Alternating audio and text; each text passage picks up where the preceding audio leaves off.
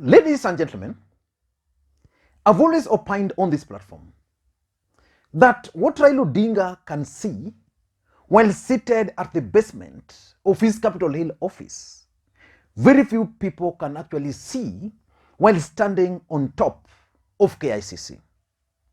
When Raila Odinga opted for interviews to choose his running mate, many people thought that Raila Odinga was sick. As a matter of fact, many people questioned why Raila Odinga was doing that. Many people mocked Raila Amolo Odinga. Stephen Kalonzo Musyoka, who was projected to be a running mate, actually threatened not to participate in that particular process. As we speak, the panel which was appointed to choose that running mate has already completed their work and submitted their report to Raila Amolo Odinga. In this country today, we know that Raila Odinga has 3 people who is going to choose from. There is the name of Mathira, who was on top, who was number 1. There is Peter Kenneth, who was number 2. And there is Stephen Kalonzo Musyoka, who was number 3. And out of those 3 individuals, you can clearly tell the person Raila Odinga is likely to choose. Stephen Kalonzo Musyoka is expected will rebel in case he's not chosen. So Raila Odinga is likely to choose between Peter Kenneth and Mathira. And Peter Kenneth and Mathira made an undertaking during that exercise that they will support whoever will be nominated. So when it comes to the issue of the running mate, I think Raila Odinga will not have much headache. He can go to Kasarani, then read to Kenyans those 3 names.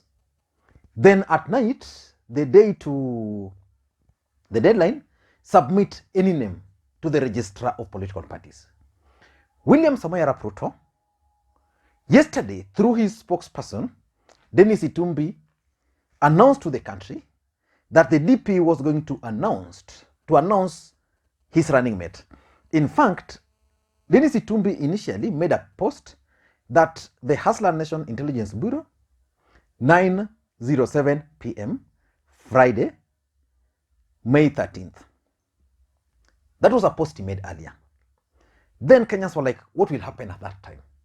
Then when it reached that time, Dennis Itumbi posted, DP William Ruto expected to name and unveil his running mate tomorrow, Saturday, the 14th day of May 2022. So Kenyans were eagerly awaiting for this particular person. And of course, Kenyans in general had narrowed down. Of course, the choice had been narrowed down to 2 individuals, Professor Kithure Kindiki and Rigathi Gachagua. So Kenyans were waiting. And the Deputy President was also expecting to make that announcement. So in the morning, according to sources, the Deputy President called Professor Kithure Kindiki to go to Karen residence. He also placed a phone call to Rigathi Gachagua to make his way to Karen, and Rigathi Gachagua was told a simple thing. Go to Karen, come with your wife, prepare an acceptance speech, and head to Karen. So Rigathi Gachagua knew so well that, of course, acceptance speech is basically accepting. So Rigathi Gachagua left Nyeri for Karen, accompanied by the wife and a speech. So while leaving Nyeri, being a former DO, being a mobilizer, he mobilized his team in preparation for massive celebration in almost the entire parts of the larger Mount Kenya region. So when he arrived in Karen, he was shocked because, of course, there were members of parliament also who were invited. That's why you didn't even see them at David Songkok's son's funeral. They were there. So when he arrived, he was shocked to find voting going on. That the members of parliament were the ones who were going to decide who was going to be William Ruto's running mate. And he was taken aback. So the announcement, which was supposed to take place at 10 a.m., didn't take place. They announced again that it was going to take place at 1 p.m. It didn't take place. Then later on, they announced that the announcement was going to take place at 5 p.m. So 20 minutes to 5 p.m., Professor Kithure Kindiki's vehicle was seen leaving Karen. And when the media zoomed, Professor Kindiki left that place driving himself. And he didn't address the media. Then later, after some few minutes again, Rigathi Gachagua vehicle was also seen leaving Karen residence. I want you to watch Professor Kithure Kindiki leaving, basically storming out, and Rigathi Gachagua storming out before we proceed.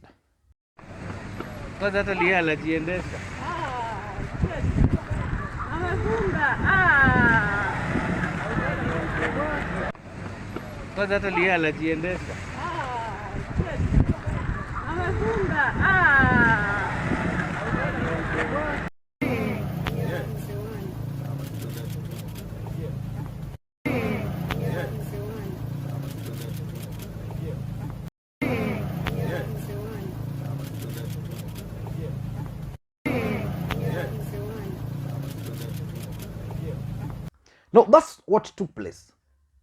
And before that, because in this video, I want us to look at why Kithure Kindiki felt that Rigathi Gachagua should not be appointed, and why those supporting Kindiki felt that it's Kindiki, those who are supporting Rigathi felt that Kindiki should not be the person. Earlier on, after the news emerged that when Rigathi arrived there, there was some interviews, his supporters started protesting that no Rigathi, no Ruto. Watch this very briefly, because they were accusing the member of parliament for Kikuyu constituency, Kimani Ichung'wah, and the Kiambu team. Watch very briefly before we get into these final details.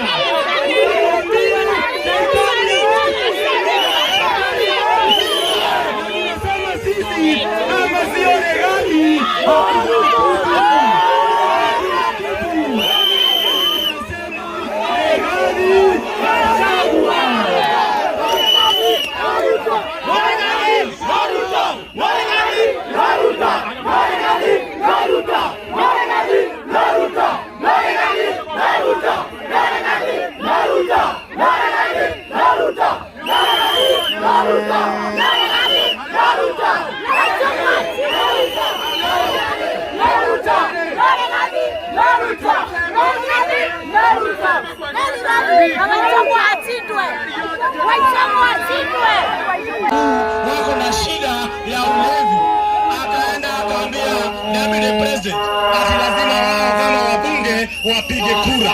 Tunataka kumwambia hivi Kemani Ichung'wah, na usikilize vizuri, usicheze na watoto wa Mau Mau. Kemani Ichung'wah, Rigathi Gachagua has suffered as the person who has been leading the campaign of the Deputy President. Alishikwa kwa sababu ya Deputy President, akafungiwa account kama rafiki ya Deputy President. Sisi tumesimama na Deputy President kidete. Leo uliamuka Karen na pesa na mangunia, ukaenda ukahonga wabunge ati ndio wachague Professor Kindiki.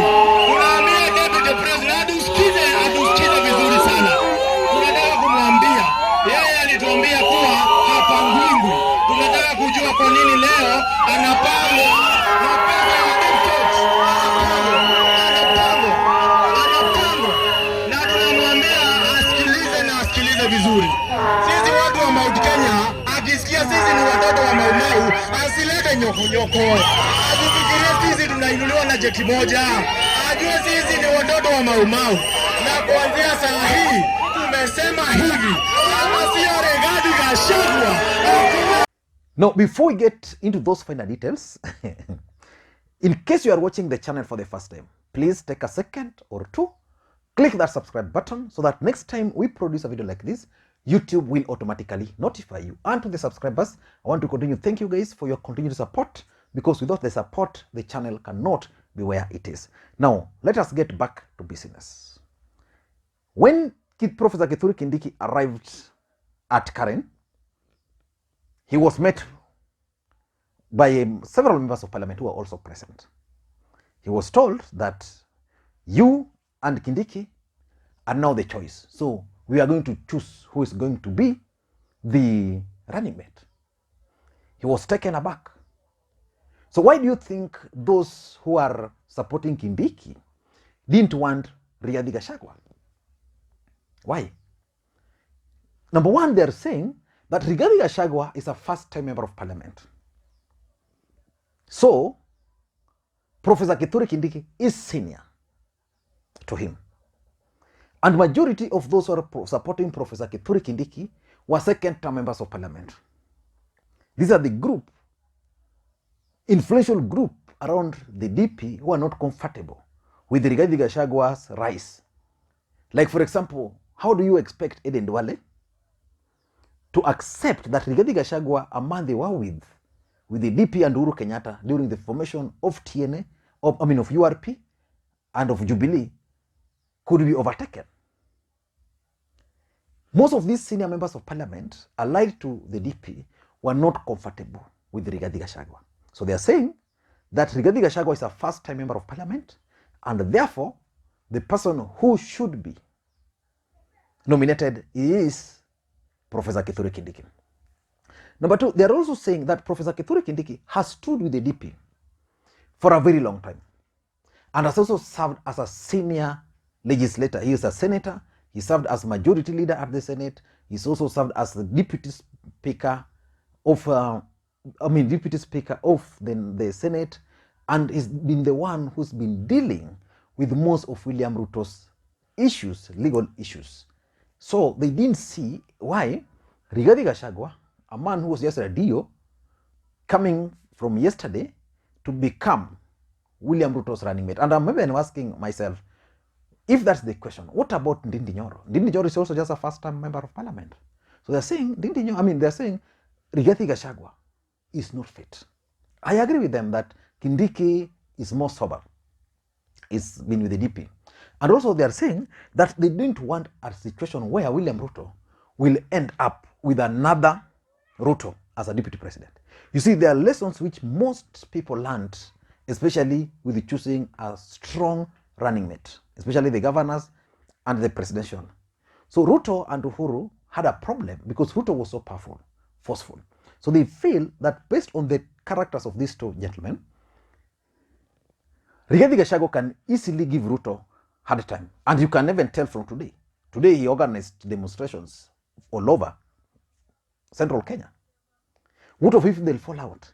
And they're saying because of that, they needed someone who can listen to them. I know they've operated with Kindiki, they've also operated with Rigathi, and they feel that the person who ought to be is Professor Kithure Kindiki. And that's why the votes shocked Rigathi and even thought that these guys were mobilized. Lastly, I think they also believe that Professor Kithure Kindiki has been with the DP, has been his legal advisor, and the DP actually went ahead and told him, please don't defend your seat.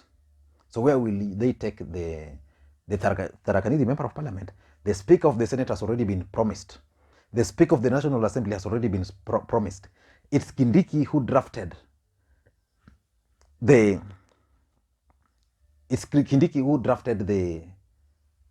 agreement. So according to them, he was the right guy. But what about those who are pushing for Rigathi? Those who are pushing for Rigathi also have legitimate issues and reasons. For example, they are saying that from the entire Mount Kenya, the only person who stood with the DP very strongly and has suffered more than any other person is none other than Rigathi Gachagua. His accounts have been frozen. He's been arrested severally. He has suffered. So they say that because this guy has decided to put his life for the DP, he deserves the seat. They're also talking of loyalty, that Rigathi Gachagua is loyal to the DP. Because this is a man who was personal assistant to President Uhuru Kenyatta. He worked very closely with Moi, but he now chose to stick with the DP, and he has stuck with the DP all along without betrayal. And because of loyalty, he needs to be given this seat. And the fact that he also comes from the Kikuyu nation, because the other issue was that the draft agreement, the agreement which Professor Kithure Kindiki drafted, didn't favor the Kikuyu nation. So the Kikuyu nation are opting for this, but they need a loyal person. So the loyal person to them is none other than Professor Kithure Kindiki, Rigathi Gachagua. And they're also talking of his money, that this is a gentleman who has spent his money on William Ruto. He's willing to spend his money. He's been able to do a lot. He's been able to mobilize for the DP using his own resources. Professor Kithure Kindiki might not have the kind of resources that Rigathi Gachagua has. And because he has spent his money, he's been arrested severely, they feel he is the right guy and his ability to mobilize. They are saying Rigathi Gachagua has the ability to mobilize. Without Rigathi Gachagua, probably William Ruto's impact would not be felt in the larger Mount Kenya region. Remember the other day when Mwai Kibaki was being buried, Rigathi Gachagua was the guy who was behind the mobilization of the crowd during that particular event. So let us wait and see, because by Sunday midnight, a name shall have been submitted. I don't know what they're going to do, because William Ruto now has other options, either to leave out the two, choose someone else, or just to decide and choose, because that's his prerogative. He can decide, I'm forwarding the name of Rigathi. Kindiki will do nothing. I'm forwarding the name of Kindiki. Rigathi will do nothing, but he will only now deal with the consequences of those actions. I don't know what to think. That's my take. Let us wait for tomorrow. Raila Odinga will also be unveiling his team, basically, and I don't expect him to appoint Stephen Kalonzo Musyoka. Most people are saying without Kalonzo, Raila will lose. So sometimes it's better to lose while standing than win while kneeling. Thank you guys, and please, may you have a good time. Thank you, and bye-bye.